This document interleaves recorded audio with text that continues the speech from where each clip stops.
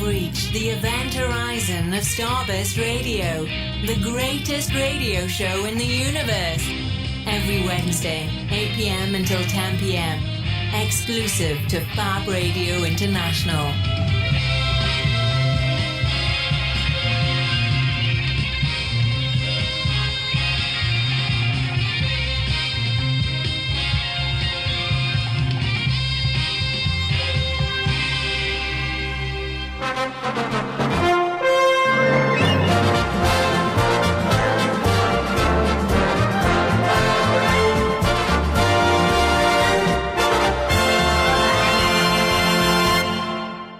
Hello and welcome to Starburst Radio at Fab Radio International with me, Mike Royce, and Mr. Chris Hayes. Hello there. Publisher and editor-in-chief, respectively, of Starburst Magazine, the world's longest-running magazine of horror, sci-fi, fantasy, and any other weird thing that you think we ought to cover.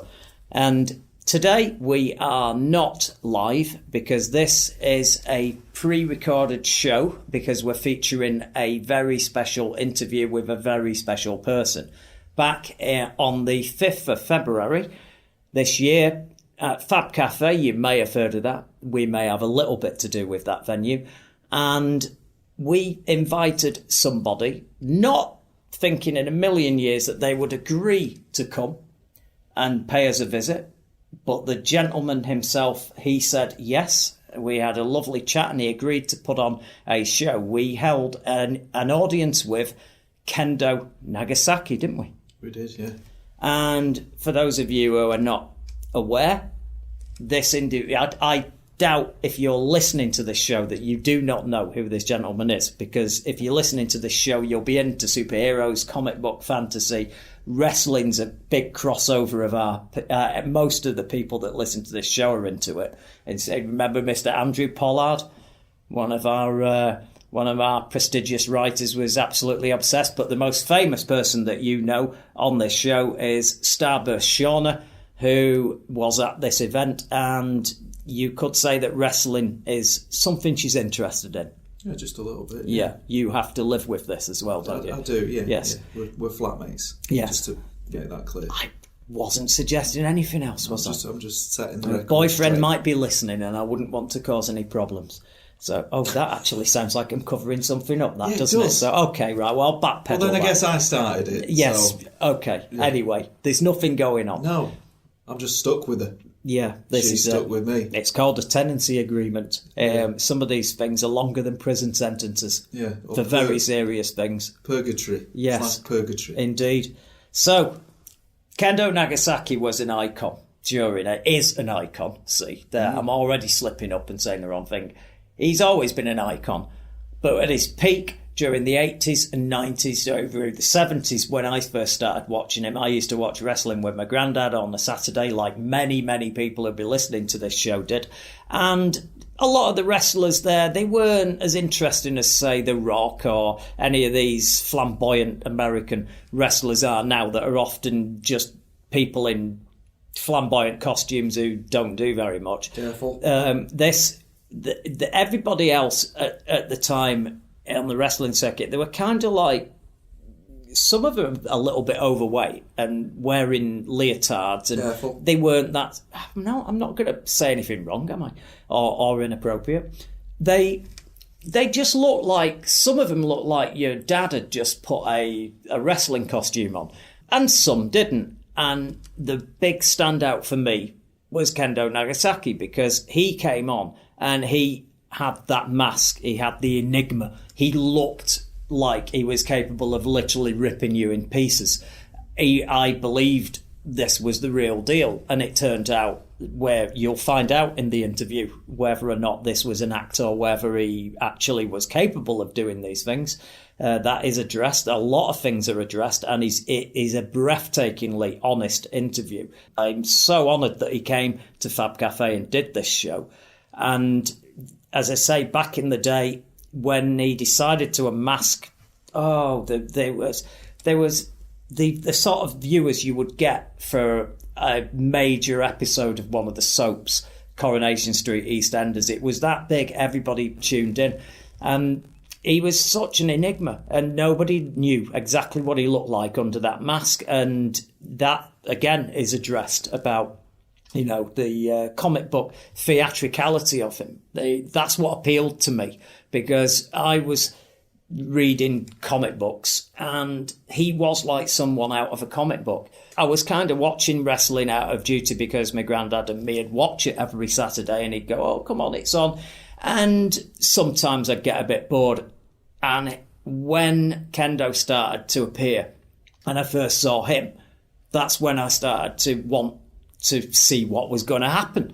When that unmasking took place, I couldn't believe it, because I was expecting the mask to come off and he'd be some boring guy that looked like an accountant, And even my granddad said, don't get too excited, he's just going to be a guy under the mask and all that. Rips the mask off, big red, glowing red eyes like something out of a Count Dracula film, shaven head, this ponytail and this pentagram tattooed onto his head.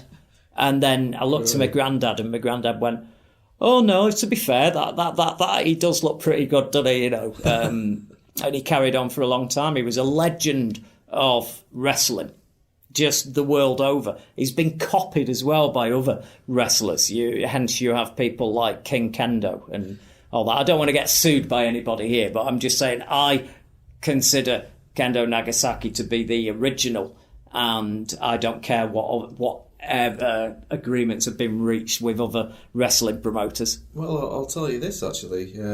Alan Boone was one of our writers. He was in attendance that day, and he said to me, how about we do an article on the other Kendos of the world, the people that have taken that iconography and kind copy of... Kendos. Copy Kendos, there we go. We've even got the title all figured out. So, look for that in a later issue of Starburst magazine. Yeah. I think that'd be a fantastic article. But the crossover is there with our readers because, as I said, a lot of people who were of a certain age remember watching that. But even younger people who probably weren't old enough to have seen it when it was on TV, they know who he is. There was a lot of young people in that audience. There were a lot of people that couldn't have possibly seen it live on TV, so they must have been told and found out about it. But the other people I've spoken to are into wrestling. He's an icon. You didn't have to have seen him live. You know from other people about this icon of British wrestling. I'm saying British. Yeah, I know he went over to the States. He broke America, which hardly any of them ever did. But he's a British icon, isn't he? That's fair enough. I don't think he'd be offended by that. No, it's true. No, it's like me and you. We're British icons, aren't we? That's not. Is that not? That's inaccurate. No, but Kendo. But we get lots of angry emails. I thought we get a lot of emails, don't we? But we're not getting any today. So if anybody's listening who's got a problem, I'm afraid we're not live tonight. So you can email, and we will read your emails at studio@fabradiointernational.com. But we won't be reading them tonight, so we'll deal with them in the morning.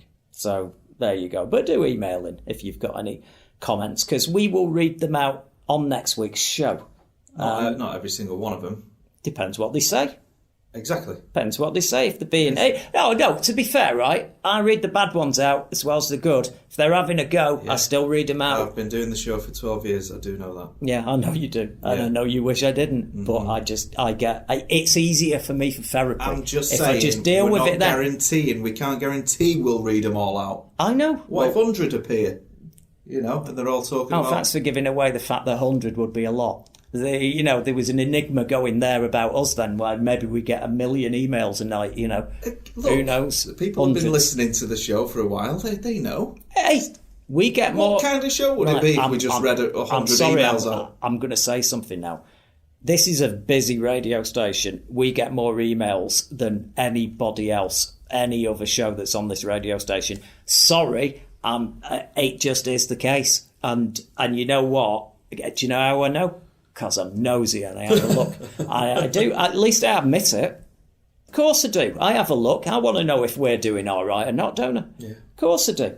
Anyway, I think we have preambled long enough. And I think that now it is time to give you the interview with the British legend, the icon, the most interesting person that I have met for a very long time, Mr. Kendo Nagasaki, live in an audience at the Fab Cafe, 5th of February 2023. And I even got the year right. A big, massive welcome to Starburst Radio to the legendary Kendo Nagasaki. Hello there. Yes, and this is a unique one. Kendo on the radio, and he's talking. That's right, yeah. I can speak now, and I'm out to the mask.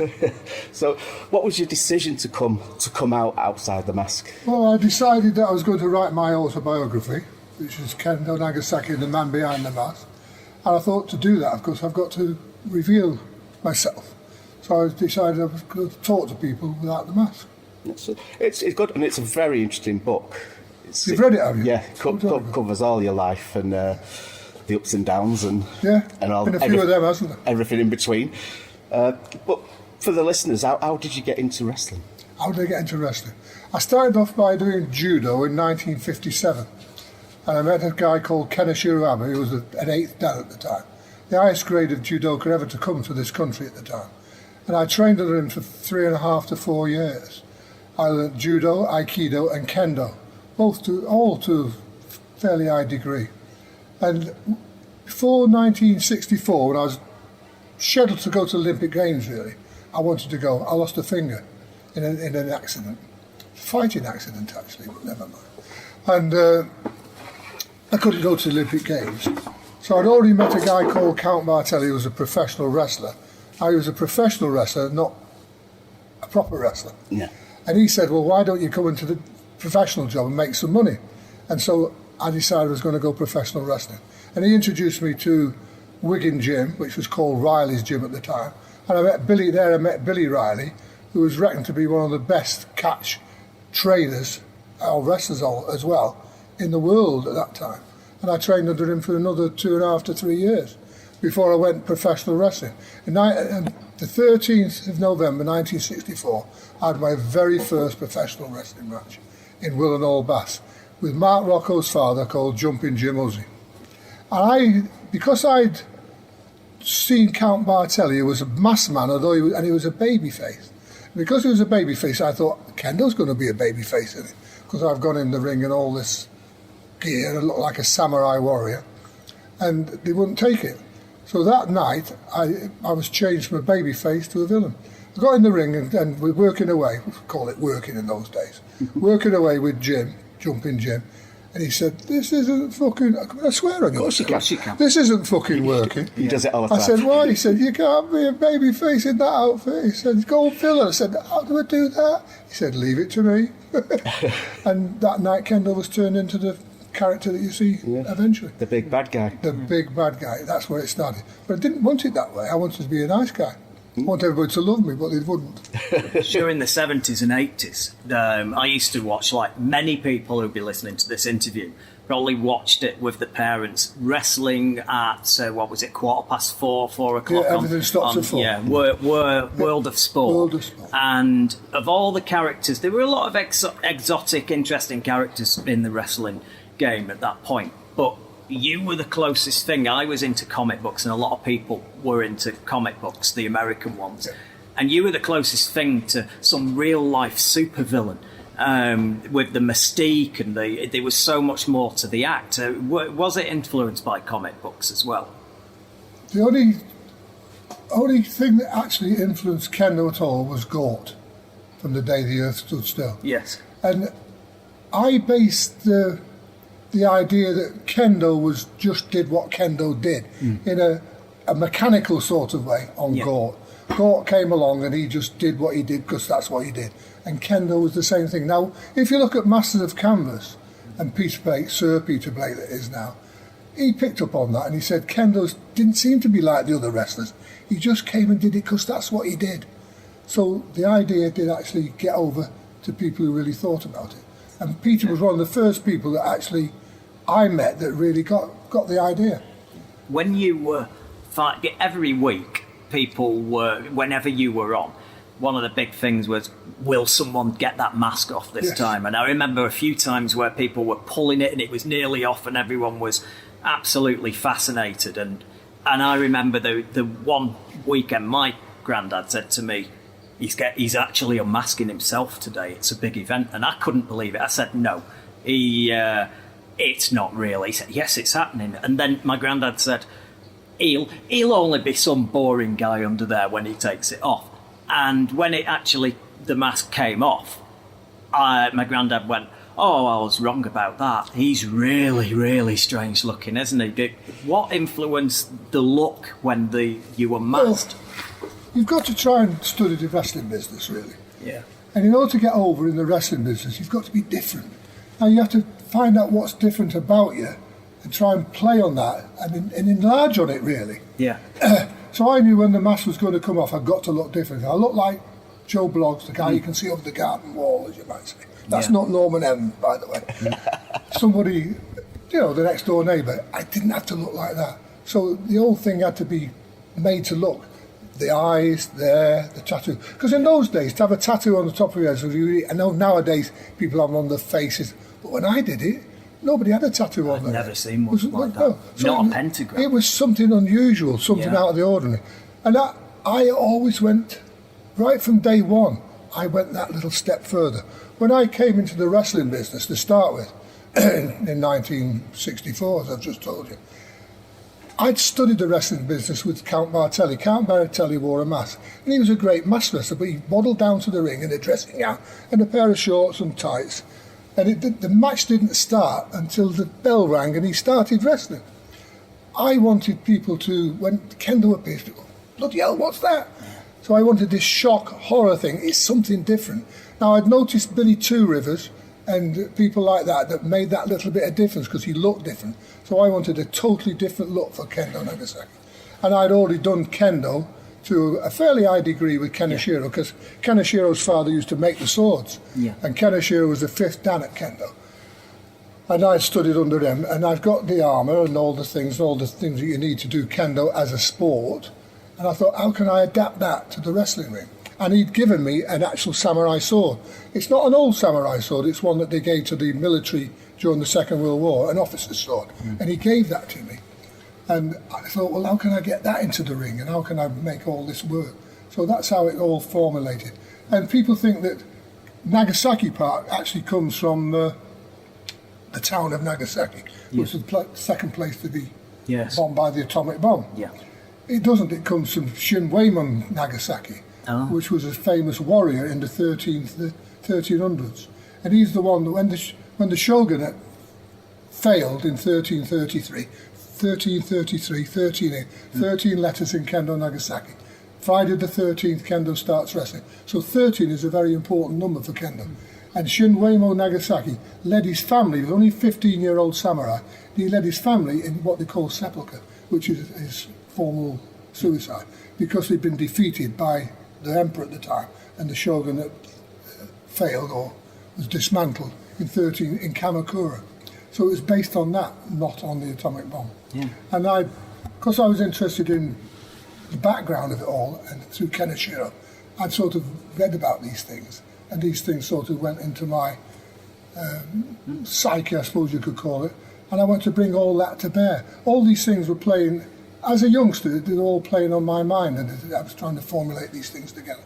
So and Kendo emerged, really, out of all that. So it's not just, it wasn't just an act, like a lot of people, it's just cynical act. It was you, this was your culture, the mythology that interested you. I think I wanted to be a samurai warrior. I'd sort of studied it, and I'd been at the feet of the master, Keneshiro, because he was a true samurai. His ancestry go back to the samurai. Right. And the way he treated us, when I was training, I mean, unfortunately, I was dyslexic as a child. I still am. And so I didn't read and write very well. Now, when I was training with Keneshiro, I lived in a place called Crewe, where the Rolls-Royce cars are made. Yeah. And I lived in Crewe. And when he was training me, he said, necessary, come to London. And I thought, how can I go to London? I've got to get... He didn't say, come to London, I'll keep you. Yeah. Just come to London. Oh, yeah. I thought, well, how can I go to London? You know, what am I going to do for a living? Because I'm just a working lad, you know. I had to go to work to earn my living. and I couldn't go. But he treated you like the samurai would say to a pupil, follow the master. And he thought you'd just drop everything and follow. But as a European living in this country in the 50s, you couldn't do that. I couldn't just drop everything and follow the great man and live on the mat. You go and bed down in a dojo on the mat. You couldn't do that. I had to try and so I followed him as much as I could, which meant mostly weekends and courses and things like that. But he truly wanted me to sacrifice everything and follow him. So that sort of idea took root, but I didn't quite know how to do it. But Kendo, I think, emerged from that feeling of wanting to be a samurai warrior that could truly abandon everything to be this warrior. And Kendo emerged from all that, those feelings in those days. Because as a child, I was a very lonely sort of child. I mean, my mother, my real mother, of course, wasn't she was married, but her husband wasn't my father. Right. So I was adopted. My adopted mother died when I was 7, so I was left with 2 men, my grandfather and my father. Neither of them really wanted to be bothered with a 7-year-old. So I was very lonely, left on my own, wondering what was going on in the world. And characters sort of like Gort or people like that, things like that, sort of bolstered me up. Yeah. And Kendo then came along, and he was the big bolster. He was the one that really took over and gave me all that inspiration to do things that I never had as a child. I latched onto that and thought, I've got you. You are mine, and I'm going to run with you. Because Keneshiro started off, because when in 1961 I was 9 days off my 20th birthday, and he graded me first dan. That's the first grade of black belt. He pulled me out in front of a group of people, and I just beat a 3rd dan as a brown belt, 3rd dan judo, that is. I just beat him. And he produced this certificate, and he said, for a very special student, I do myself. And he gave me this certificate that he'd done in his own hand, which it turns out to be kanji, of course, which is Japanese writing. And the idea that I was very special, nobody ever said that to me before. Very special. And that, it registered even to this day. I can still hear him saying it in my head. And whenever I do things now, I think I'm special. I might have got it wrong, but I still think I'm special. I think a lot of people think you're special. But he told me. And I couldn't have it from a bet. This guy was the magic man. I mean, he could go on the mat with 20 people, and he was in his 40s, and just beat them one after another. So I think, this man thinks I'm special, must have been special. And I took that. It's a bit like when you do meditation, they say that, you see suddenly a light shines in your mind. It's not the light that shines from the candle, but it's something that's deep within there. And you grasp that moment, and you run with it. And that was one of those moments. Keneshiro. Very special. All these years later, today we're at Fab Cafe in Manchester. Yeah. You're doing an audience with. It's sold out, and people are on the way here now to see you, and they're travelling from all over the UK, and that's a great testament, isn't it, to the strength of what you built. Well, I think I still get a lot of interest. I went to a meet and greet the other day at Reading. And in the Hexagon there, for Brian Dixon, who's a wrestling promoter. And when I came off, the guy that does the ring, he said, that's the best meet and greet I've ever seen. He said, he can't believe how many people came to see you. Yeah. We had them queuing right across the stage, right down the side of the building. I was there for 2.5 hours after the show closed. Fantastic. They couldn't take the ring down.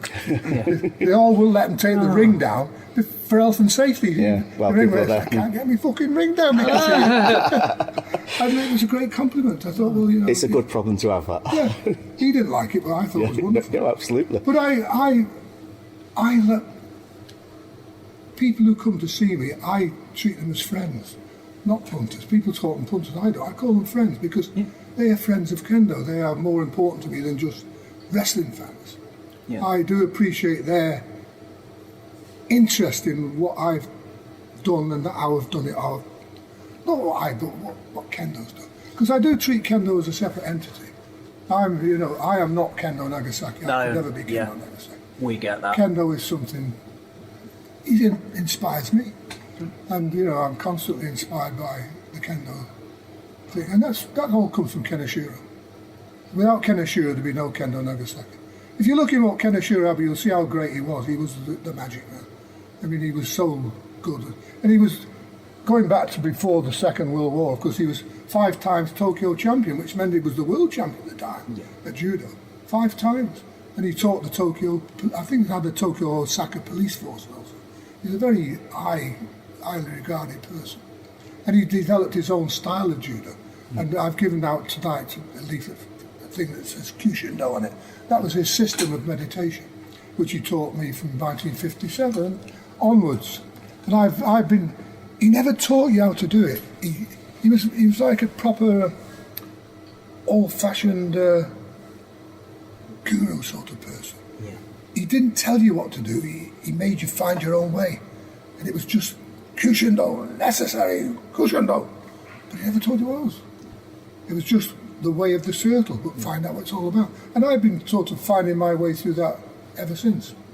Perhaps I don't even know even now, but I think I do. What was it like? You got fame in a big way. Well, that unmasking, was it 15 million, 10 million? It was million. It was the sort of figures that only Coronation Street 60 gets. 60 million people. Yeah, that's more than most of the soaps get now. Well, and you did times are different now. Yeah, I know. That's what I'm Only getting 3 at. channels. You did it before social media, though. So you couldn't self-promote and promote in the way that every person wants to be famous right now. What was it like being that famous then at that era? I never experienced it personally. Yeah. Because I was always behind the mask. And once I took the mask off, I was anonymous. I could walk through, See, I once was the Stacks. That's the big guy, Stack. Yeah. And he said, I'm fucking fed up with wherever I go, everybody wants to talk to me, they get on me fucking nerves. Well, I never had all that, did I? I said, no wonder, have you seen the size of you? You can hardly walk in the supermarket, it miss you. It's like, the old Stacks. And but I didn't have that. Right. I could take the mask off and I'm me.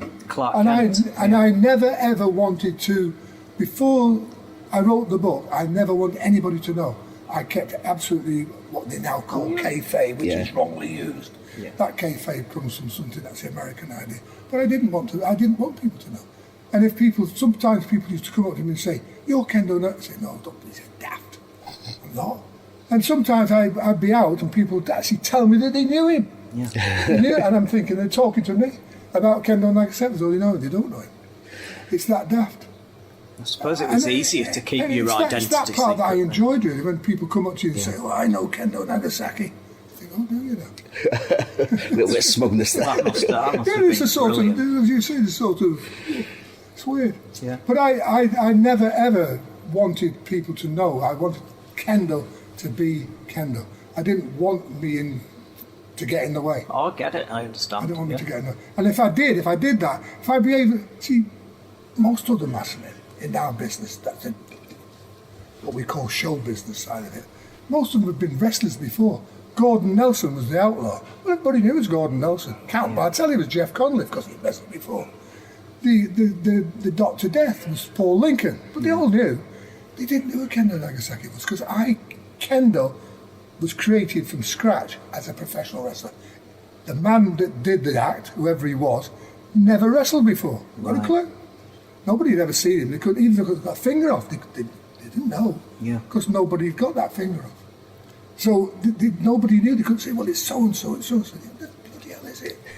Because they couldn't put a name to it. And that's really what created the interest. The fact that nobody could put a name to this character that was doing this thing.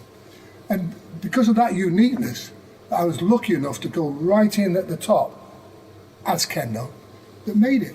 Had I wrestled before to practice and get to know the job, it wouldn't have worked. Now, when I went into the wrestling ring for the first time in 1964, I'd never done a professional match. I'd never done a professional move. When I'd done judo to British standards because I won a judo championship. I'd done wrestling to a very, very high standard, catch wrestling, which is submission wrestling. Got nothing to do with professional wrestling at all. I was never taught professional wrestling. The only time I got any professional wrestling, I went to watch Count Bartelli, and I went round the shows with him for 2 years watching. Never got in the ring and did it, never got on the mat and did it. Because when you went to Wigan, they wouldn't teach you how to do professional wrestling. when I first went to Wigan, Billy Riley said to me, "What Jeff does, that's Count Martin, what Jeff does, it's not what we do here, you know." I said, "No, I do know that." And he was telling me, "You're not going to learn professional wrestling here. What you're going to learn here is the real stuff." Yeah. So I went into the professional wrestling business, never having done a professional match. Now, some of these weren't At proper all. athletes, were they? Some of them were. They There were was more act than They were than showmen. actual. Yeah. They were showmen. So, but you were the real deal. So, did you have to pretty much hold back with the fear of actually hurting someone? I didn't hold back, and I hurt a lot of people. Okay. When I first went Yeah. into the wrestling business, Oh for dear. the first year or so, I was really, really Oh. heavy on people. Yeah. And I hurt a lot of people. And got a very... Joe Cornelius, Dazzler Joe Cornelius, came from London to do a show for Wright Promotions at Hanley. And he put him on with me. I'd been in the job about 5 months. I kicked the shit out of him, didn't I? Chucked him around and thought, you know, I thought he was just an old twat, basically. So, It's all right. It's all right. fine. You Yeah. say what he So says. I kicked him around, and he went back to Dale Martins and told them never to book me. Now I didn't get a job for Dale Martins for a year and a half because Jack Dale thought I was terrible. Now eventually he found out that I was terrible because I was good, and Joe Cornelius was actually scared of me. Yeah, I'll bet it was. And then he said, he gave me some shows and got me down there. Now, he tried to set me up, when he first got me down there, he tried to set me up with a guy called Billy Torontos, who was a guy that came from Toronto, a Canadian, short guy, stocky guy, not a bad wrestler, really. And when I went down to what they called the gym in Brixton Road, I went down there to talk to him, and I did a little bit of weight training. And this Billy Torontos came and got in the ring with a man that they'd got there who wanted to be a wrestler. So Billy Torontos is kicking him around and making a bit of... And Jack Dale came down and stood watching like this. You know. Jack Dale's the promoter, of course. Yeah. Dale Martins. He's watching, and then Billy Torontos said, "Do you want to get in like that?" I said, "Oh, eventually. Maybe later. But I've been set up, hadn't I? Jack Dale had got this man down there that he thought was going to drag me around to see how good I was. I was as good as he'd been told. Yeah. So I'm watching this little bastard, aren't I? I think you're watching. And I noticed he's not very tall. He's about 5'10" or something like that. So he's not taller. And at that time I was about just under 6'2". I've shrunk since then, so I'm not so tall as I used to be. And I'm watching him, and I've noticed he liked to get people in a headlock. Once he got in this headlock, he could drag them down to the mat and scurf them round, you know. Yeah. And I thought, he'll try that on me, won't he? Yeah. So, I mean, I sussed him, and I went in, and I sort of bent my head like that, and did a certain... I know what to do. Yeah. And as he reached for me, come up on his toes. Yeah. Got you. Whoom! I took him straight up into the ceiling, smashed all the lights in the ceiling, drove him into the mat, and mauled 3 kinds of shit out of him. Oh, dear. I told Jack Dale's step back like that. Didn't work, did it? No. And I then got more and more dates. I was booked 2 weeks out of every month. I got booked for dates because I'd scurfed him around. Because Jack Dale liked a hard man. Of course. He was a bit. He thought it was a bit. Yeah. He'd done a bit of amateur wrestling in his time, but he wasn't. He wasn't a Wigan lad. He wasn't a Wigan lad. Yeah, I think we're coming up on the end of our time. I've been hogging Kendo. Have you got I think before we wrap up, can you tell us a little bit about the Kendo Nagasaki Foundation? Yeah, well, the Kendo Nagasaki Foundation was set up really as a Buddhist retreat where we teach some of Kenoshiro's ways. But now I'm running a day centre for people with learning disabilities. I did run a big care home at one stage who cared for 5% of all the people in care in Staffordshire. But now we do want a day centre from there, and I'd like to... It's all in a charity, of course. I've left this big old house that I still live in to the charity, and I back it up with funds that I've got from elsewhere to keep it going, you know, because it doesn't make money. No. It does. We do charge some fees to come, but it doesn't cover the costs, and so I do that. So it's important to give back for you. Well, call it what you like. I just enjoy doing it. I'm a person that I've had a lot of problems, a lot of hardship in my life, and I know what a learning disability is like because I had to cover my dyslexia up all my life. I was afraid of being exposed in that way. So I know what it's like when you can't do something, when you find it difficult to do something. I mean, they're more, some of the people are profoundly handicapped. I wasn't that bad. I could get away with it. like I can get away with it now, because you'd never know if I didn't tell you, because I'm pretty chatty, aren't I? So I can get away with it, you see, but I just feel that you should give something back. That's great. Yeah. And we could talk for hours. It's the wrong thing to say, give something back. No. That almost sounds patronising. No, it's I just enjoy what I do. Yeah, it's a good. It's a nothing to it's a like good giving way. back. I enjoy it decent anyway. thing. Yeah, I enjoy it. yeah. And I went the other day to a football match with them. We've sponsored a local football team with the shirts and everything. I took some along to watch that. I'm going to sponsor. There's handicap cricket in my area, and I'm going to sponsor that as well. Buy them something like that.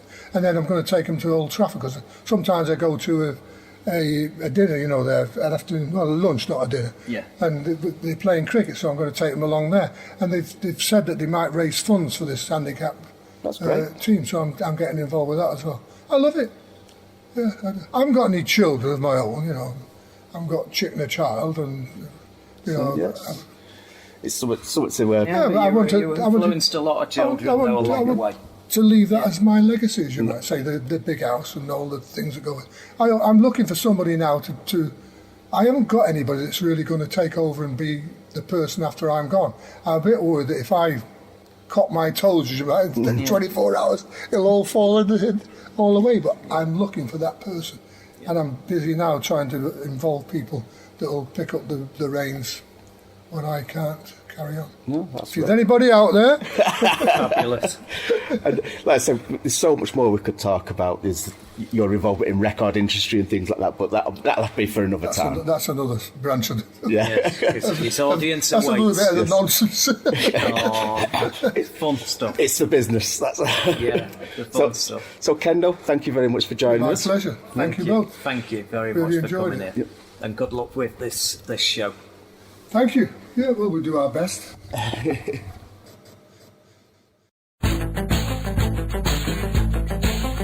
Across the world, 24 hours a day.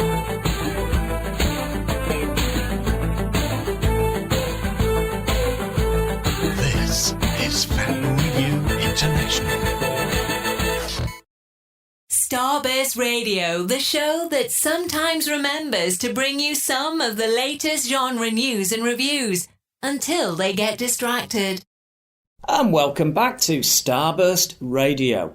Now, that was a very interesting interview, and again, I've got to applaud the honesty of Kendo there, because I asked him a question about whether he hurt people, and he pretty much said, yes, I really went out of my way to hurt people, which I don't think a lot of people say. I actually nearly gasped when he said that, because I thought he was going to just say, oh, no, I had to be sensitive towards it, because he's a real martial artist. He's not one of these people who've just got a flamboyant costume, and he was capable of breaking them in two. And it turns out that he did his best to break them in two, and it made me laugh. He's a very candid guy, isn't he? Yeah. The Q&A it couldn't have gone better. You know me, I'd hold my hands up. I wasn't around at the World of Sport days. I think it was a little too young. Because he's a bit younger than me, you see. We don't like to mention that, because it makes me feel ancient. A little bit younger, yeah. And so I was a little too. I think I remember my dad watching it, but yeah, I was off playing in the garden or whatever. But you're aware it was mainstream television. Absolutely. When we only had 3 channels. Yes. Yeah. Yeah. But I think it was that word sport sent me running. I only ever watched ice hockey, and then I watched that. It was my granddad made me watch. Not made me, it was something I did. I didn't do that many things with him, like shared interests like that. That was just something we had on a Saturday, Yeah. But even from someone like me coming, watching that show on that day and not knowing much about wrestling, he was such a commanding guy. He was so interesting.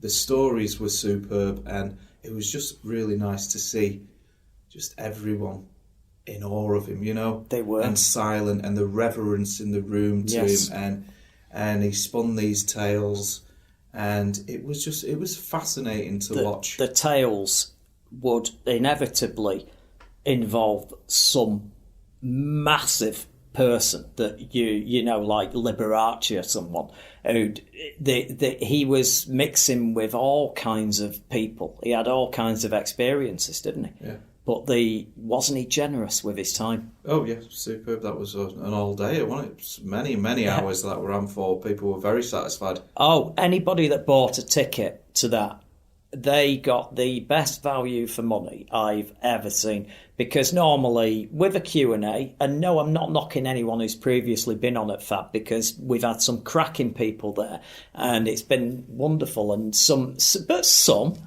want to be on stage more than others. Some see it as, well, I'll do half an hour and then I'll sign some stuff and then I'll go, and that's still a great experience, you know. Because in half an hour someone can tell an amazing load of anecdotes, and people are still dead chuffed to have come down and met them.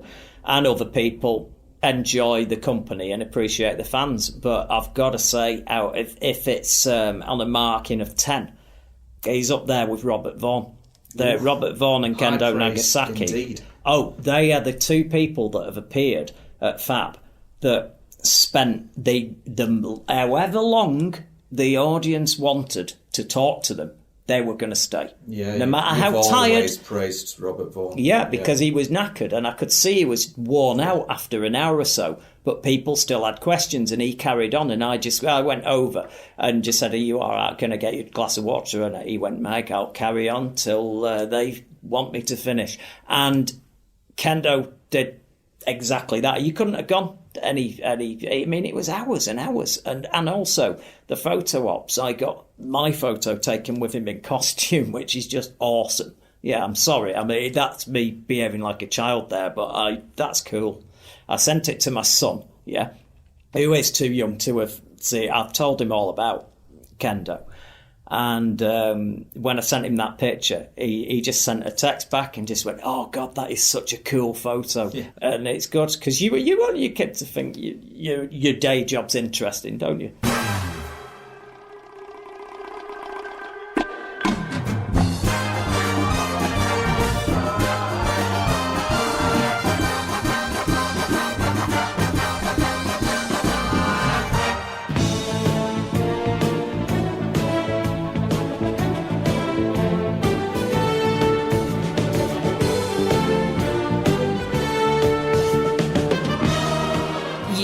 Listening to Starburst Radio, the greatest radio show in the universe. Every Wednesday, 8 p.m. until 10 p.m. Exclusive to Fab Radio International.